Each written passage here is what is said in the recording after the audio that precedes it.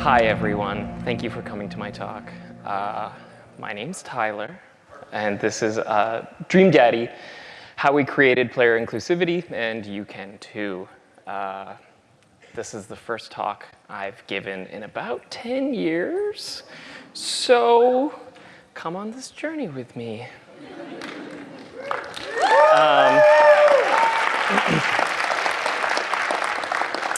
Is anyone else really nervous? Or is it just, okay, no. So here's me, I'm Tyler J. Hutchison.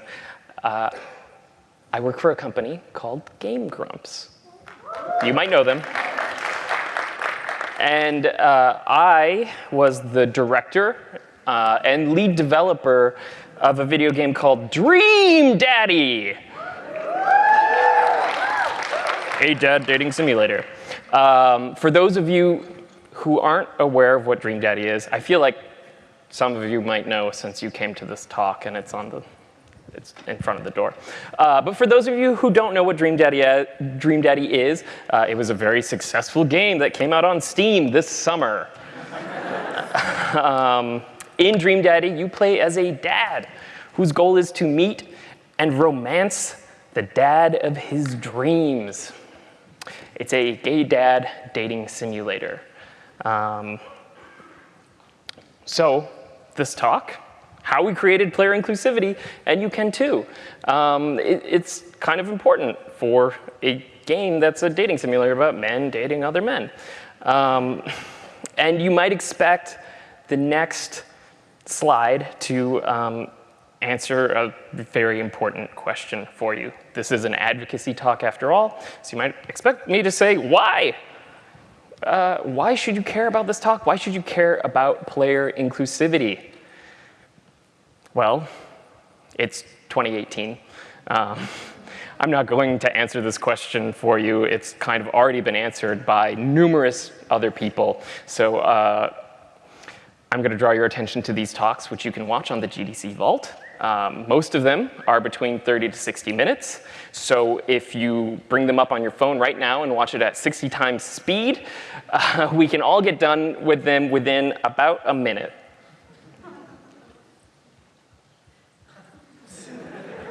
Are you? OK. So I think we're probably all on the same page now. We agree that player inclusivity is really important to have in your games, and it probably makes for better games. And no, it definitely makes for better games. Not probably. What's wrong with me? So you also might be coming to this talk hoping and expecting me to be an expert to tell you how to make your game diverse, and what to strive for, how to make a really excellent diverse game. You might even expect that this talk will be, oh, what? Oh no, this killed my joke. Comprehensive. It's not. Player inclusivity and diversity is a ginormous topic. There's so much to cover, and I could not possibly hope to cover it in a 30-minute talk. If you want a longer version and probably a better version of this talk that's just all more encompassing and expansive, I highly recommend you check out this talk by Meg Giant, 10 Ways to Make Your Game More Diverse. It's very broad, and it is also very specific at the same time, and it's just a great resource. Please check it out. Also, it features pictures of baby sloths and puppies. So, and now my talk also features pictures of baby sloths and puppies. OK, so this isn't the be-all, end-all talk on player inclusivity. I'm not an expert. In case you haven't noticed, I'm like a straight, cis, white dude. I probably am not the best person to be talking about this, but here I am. So what is this talk about? Well, Dream Daddy is a really cool game that had a lot of big dreams. We knew we were kind of doing something really cool and that had not been explored. And we knew we wanted diversity and inclusivity as a part of our game. We felt it was pretty important. But we had a short timeline to make the game, and we had a small budget. So a lot of these big dreams and cool ideas we had were totally out of scope. If we wanted to accomplish these things, we had to find a way to make them work within our means. So what we had to do was figure out a way to add as much inclusivity and diversity and fun, the primary thing we really want to make, it's a fun game, with minimal scope increase. If you're a developer, you are probably familiar with the term scope, which is how much stuff are you going to add to your game, or how much stuff are you going to add to a project? We needed to find that balance of scope between budget and time. So we needed minimal scope increases. You could say we needed no scope increases. Hi, I'm Tyler. Did I mention I worked on a game filled with dad jokes and bad puns? I apologize for that. So the title of this talk, How We Created Player Inclusivity, and You Can Too, might better be summarized as how we created player inclusivity while still being mindful of our budget and our timeline. And it made our game better, like just overall, pretty cool. So before we begin, there's a few exceptions I would like to cover. That your results may vary. So some exceptions. Dream Daddy is not a perfect game. I mean, like, I think we did a really great job on it, but it's not the be-all, end-all for player inclusivity and diversity. Again, these are really diverse topics, and there's a lot of different ways you can approach this. But I think we did some pretty cool stuff that's worth talking about. Dream Daddy is a small game, which allowed us to kind of experiment and do things that you might not see in a very large game. So as a result, some of the things we did may not scale to a AAA game. But I think they would work very well in any small budget or even a medium budget game that like has a lot of heart. Hopefully, though, the takeaway from this is that you'll see some of the things we did, and it might inspire you to come up with your own ideas for larger projects and figure out how to make things that scale and also don't eat into your budget of your game. Because if we can find a way to make our game inclusive without spending millions of dollars, why wouldn't you, right? So I think a lot of people seem to think that inclusivity costs money or it's hard, you need to have experts and stuff like that, but you don't. You just need to kind of be thoughtful and take a step back sometimes. Okay, the first way we did things. Let's get to the obvious thing. Sorry, this is zero indexed. I'm a developer. We told a story. Dream Daddy is a story that features a cast of hot dads who are gay or bisexual or, I don't know, sapiosexual maybe. But one of the best ways to increase player inclusivity and diversity in your game is to feature characters who are diverse. I can't stress this enough. Just do it. Tell diverse stories. It improves the stories. It opens up new creative paths. But I think everyone here probably knows this already. If you're coming to a talk about how to increase player inclusivity, you're probably like, yeah, let's tell stories about diverse characters. So the next thing we added to Dream Daddy that I think really helped increase player inclusivity is a character creator. A character creator is a fantastic way to add diversity to your game because players are more diverse than I can predict, or you can predict, or really anyone can predict. So letting a player represent themselves instantly opens the experience up for them. And providing players with plenty of options and choices in how they represent yourselves in a game is it's just fantastic. The problem we ran into is dating sims and visual novels normally don't have character creators, so adding one into ours seemed a little like out of scope. Remember, we are on a budget. And adding a character creator to a visual novel, that's totally out of scope. But we wanted one anyways, so we needed to figure out a way to add one. We felt it was really important because obviously it helps players feel more invested in the story. It allows players to be represented. Character creators are fun. right? And also our character creator is going to be called Build-A-Dad. And it's for building dadsonas. We gotta have that. Except character creators are usually expensive. Assets, details, sliders. On a small game like Dream Daddy, we could never do something like this. Or this. Look at that. Does it say jowl depth? What is that? Like, or this. This is an amazing character creator. Like, really cool. This one is a beautiful character creator from The Sims. Look at all the choices of how you can make a pair of lips look almost exactly the same to all these other pairs of lips. This was really expensive, I bet, but totally worth it for The Sims. And this would have looked great in Dream Daddy. Like, how cool would that be if your dads could look like that? Here's a modified version of Skyrim's character creator. Someone decided they didn't have enough sliders and needed to add more sliders. So like, people love character creators, and the amount of effort and detail that goes into building something like this, it is really expensive, and it's a lot of work. But seriously, so awesome, guys. Great job. Like, please keep making character creators like this. I love them. I'm not here to tell you, like, don't make character creators. So we wanted one of these. So we had to do this. KISS. If you know what this stands for, it is keep it simple, stupid. We had to work within our means and come up with something that we could manage.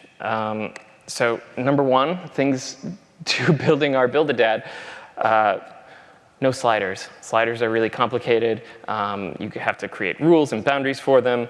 None. Sorry, Jerry O'Connell. So we took a look at the original character creator, paper dolls. It's maybe not obvious that, like, hey, this is a totally functional way to have a character creator, and it's pretty simple. You just slap things on top of each other. Paper dolls are great, especially if you have tons and tons of assets. You could just start swapping images in and adding all kinds of stuff. But I can't stress how much money we did not have to work with at all times. So we needed to have some limited choices in our character creator. And we really wanted to make these choices count. So to do that, we focused on big tonal shifts for our assets and options rather than subtle ones. We can't afford to have 1,000 pairs of lips that all kind of look the same. But we can afford to make big changes and do things like create 3 body types that are all varying in size and shape and are different. So in Dream Daddy, you can play as this like athletic guy, a thick dad, and a slim daddy. All of them are, I think, pretty attractive. They look great, and they're fun, and they kind of encompass a wide range of body types. The important thing is we didn't focus on letting people adjust like their shoulder to width to height ratio, or their like ulna size or whatever, femur length. Most people can identify with one of these body types and say like, hey, cool, this represents me. We also knew that once your dadsona was built in the game, you'd mostly be seeing him from the shoulders up. So we focused on creating a lot of hair assets because this is one of the most distinguishing features on a face. If you like looked at someone from 20 feet away, you can't really focus on their eyes or nose shape, but you can totally tell who someone is just based on their hair. So it's a really good way to get a lot of diversity. So we focused on hair texture, color, silhouette, all of these things that players use to reflect player style, race, and gender identity. So we start off with the standard bald, but we also have a pompadour and a lot of hair colors that are not just like white people only hair. So when you're making hair, and I forgot I added that in there. This is an important hair option in all cases, but make the effort to make as many hair options for your players as possible because hair is extremely diverse. And we got a lot of bang for our buck just by adding lots and lots of hair options. We also created a pre-selected color palette. And we did this for some specific reasons. We did not add a full color gradient, so you could create any color skin, because we wanted to be representational of skin colors specifically and not rainbows. And if you give someone the ability to pick one of 256 million colors, it becomes really hard to find something that actually you can kind of identify with. So instead, we tried to just develop a nice range of skin colors. And Leighton here in the front spent a long time going through and just making sure we had a diverse rainbow of flesh tones. This makes it really nice when you're actually building your character to quickly identify, like, oh, here's some nice colors that I want to look at. And I think Leighton went through and just kind of picked I think every color in Dream Daddy is like a beautiful color, and you can make a beautiful dad with it. So, yeah. Overall, we aimed to focus on stylization over realism. We didn't want our players to build an exact replica of themselves. We wanted them to build a cool dadsona that they could identify with. Our goal was for people to self-identify and express themselves. So even though you can't tweak the focal distance between eyeballs or jowl depth, you can build a dad who looks cool.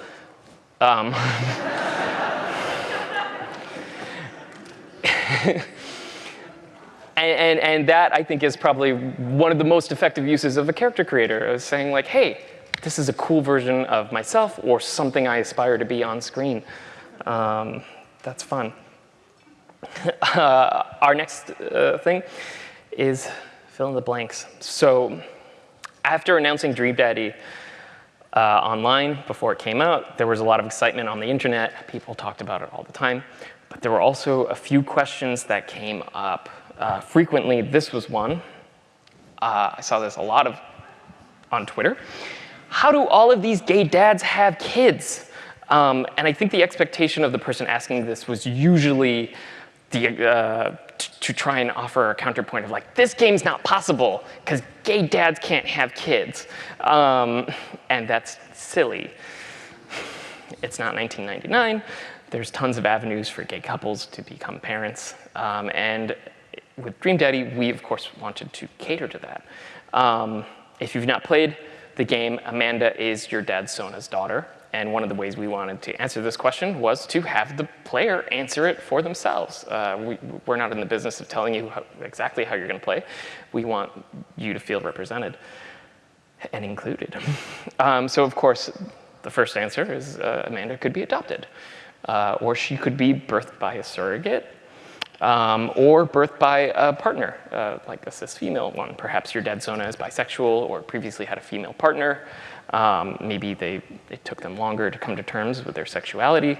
There's a lot of history and reasons why a gay man might have a child. It could also be that your daughter was born by you if you are a trans male, or born by a partner who's a trans male. There are a lot of ways that couples can have children, and we wanted to cater to all of them. Some of these, though, start to bring in the question of a character or your dadsona's sexual orientation, right? Because just because your dad is dating other dads, that does not mean we should assume your dadsona is gay, but we also kind of want to know if your dad is gay, bi, pansexual, sapiosexual, or heterosexual who's maybe coming to new realizations. We wanted to make sure that canonically there was a way for the player to represent their diverse stories. This was important to us. But pretty quickly, when you start matching these up, some of them are interlinked. These options can turn into a complex decision tree with lots of edge cases. As I mentioned before, we had a small budget, poor. This tree looks very expensive. It would be nice to cater to and have specific stories for every single case, but we couldn't do that. So we had to ask ourselves, how do we allow people to explore this without getting into a crazy tree? Or worse, doing something like this.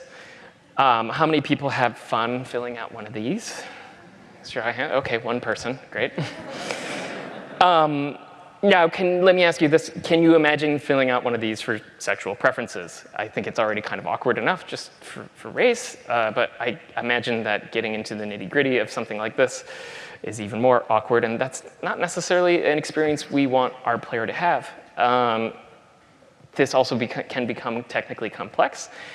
And it doesn't make sense narratively to like all of a sudden have a questionnaire at the end of your character creator of like, hey, what's your sexual orientation? How's your daughter here? Like, fill us in. And we obviously don't want to make people feel categorized. So the answer was narrative choices. We realized that it doesn't actually, we don't need to know your exact sexual orientation. We don't need to know Amanda's exact status of if she was born from a surrogate or was born by you. But by making our questions part of the narrative and making the questions about Amanda and your relationship, we were able to, and keeping the questions simple, it leaves the door open for a lot of scenarios, and it keeps you involved in your universe of Dream Daddy. So we don't deny a player's existence, we keep it open. This allows us to acknowledge the player's preferences without forcing them into a category. So instead, we ask you, what was your ex-partner? Was it did you call them father or mother? Or did Amanda call them father or mother? And we also ask you, you tell Amanda a story, and if it was a story about when she was born or when she was adopted.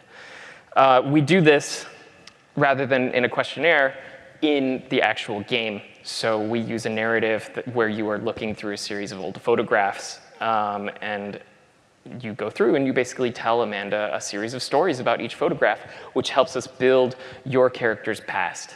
I think this is ultimately more effective in creating your dadsona's canon than just filling out a questionnaire. And also it lends to some, I think, really beautiful and fun moments with Amanda where it kind of brings you to this area of being a little sentimental and going through some old photographs with your daughter, who you love very much and want to protect.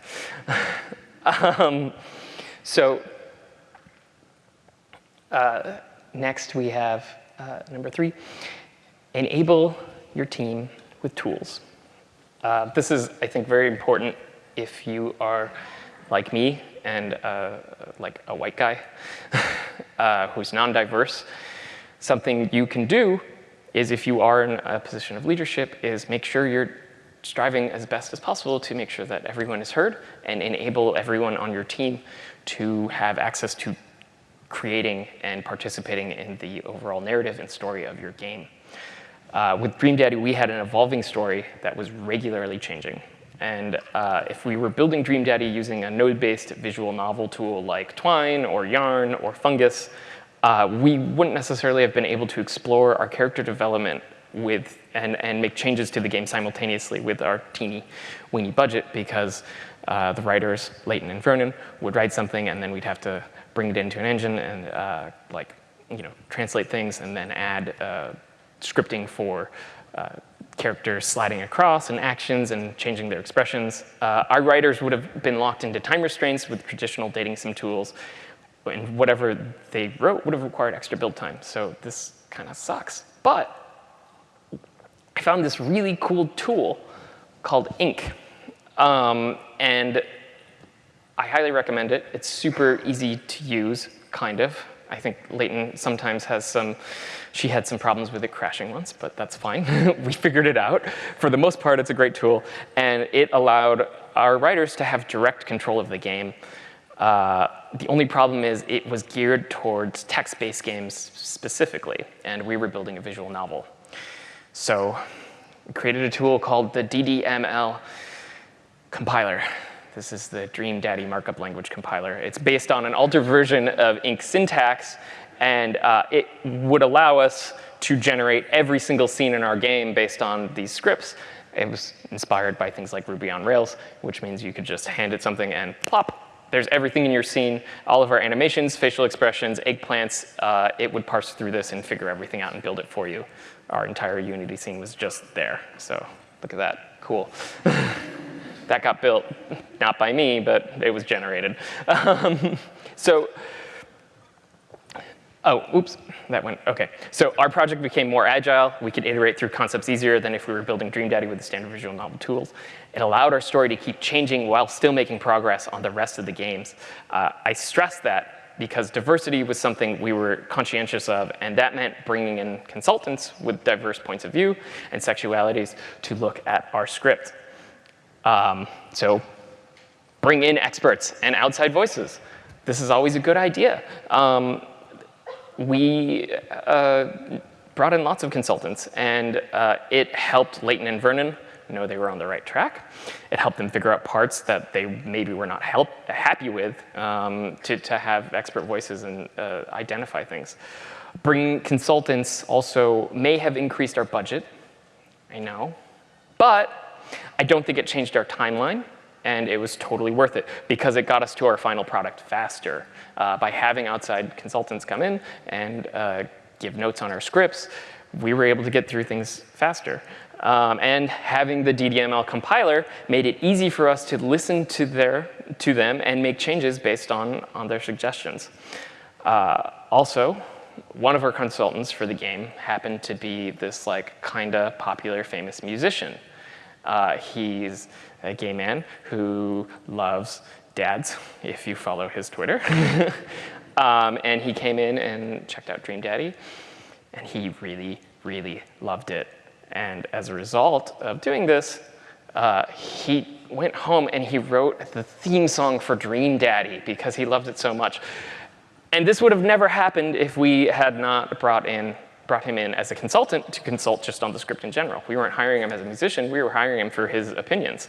But as we're just synergy. So do it, it's great.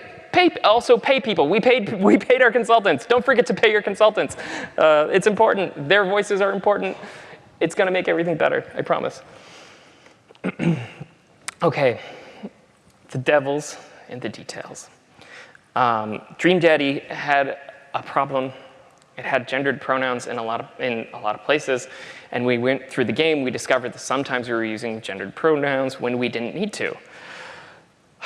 We wanted to change this, but remember, our game is on a budget, and doing something like this is totally actually fine and in scope. It was actually really easy. If you're not doing this, please start doing it now. It was cost us nothing to be conscientious. Vernon and Leighton just went through and tried to remove a lot of gendered pronouns when referring to groups.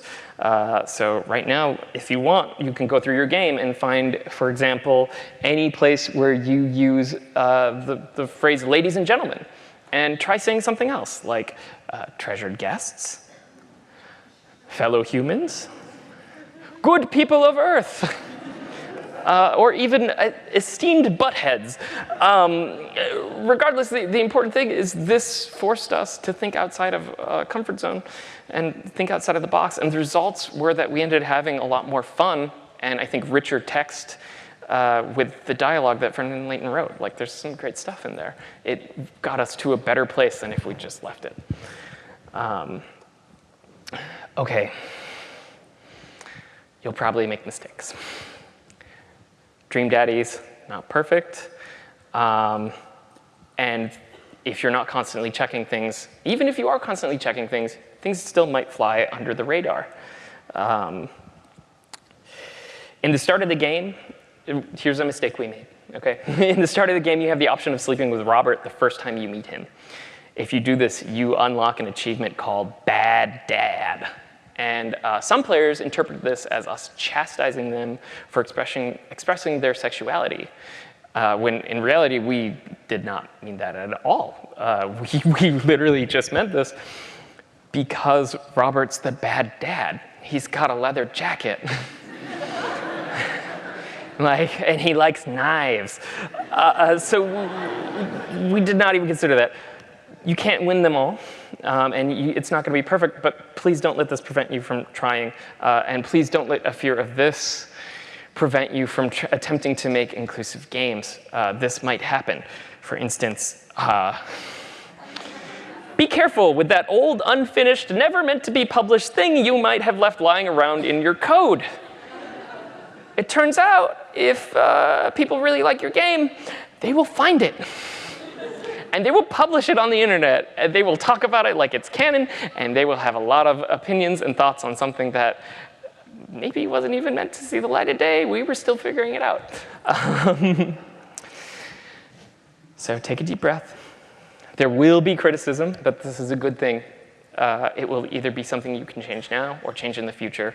Listen to it.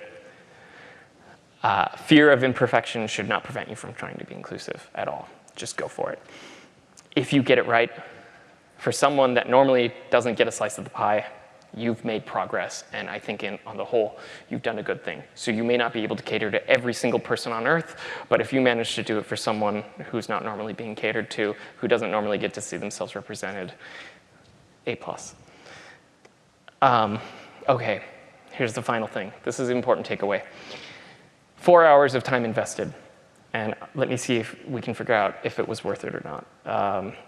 We included an option in Dream Daddy to do this.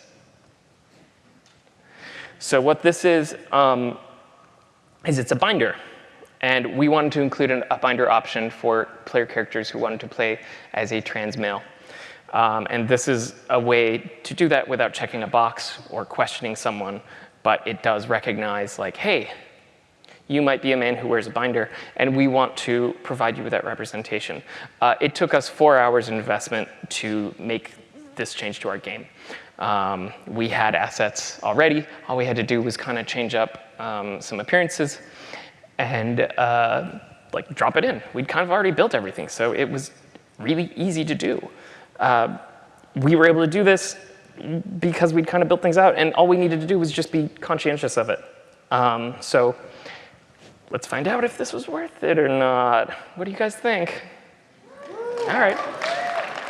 So 4 hours of investment in time garnered results like this, and this, and this, and this.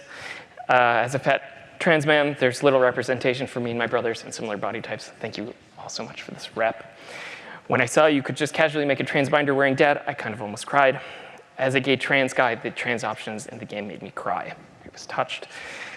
Thank you for representation, Dream Daddy. I'm in tears. Sorry, it was hard to go through and read all of these. There's a lot. Canon trans characters and options that make your dad so into trans literally brought tears to my eyes. Literally in tears about Dream Daddy. This one, it really means a lot of support that I've never gotten from a game before. This one, I love this one. I'm crying. My dad actually looks like me. Thank you so much for having heavier and trans options. He's a cool dad ass. Thank you all very much. I may have run long. I don't know if there's time for questions. Nope, there's no time for questions. So if you have questions, meet me over in the Overlook room on the second floor. Thank you all so much for coming and watching me.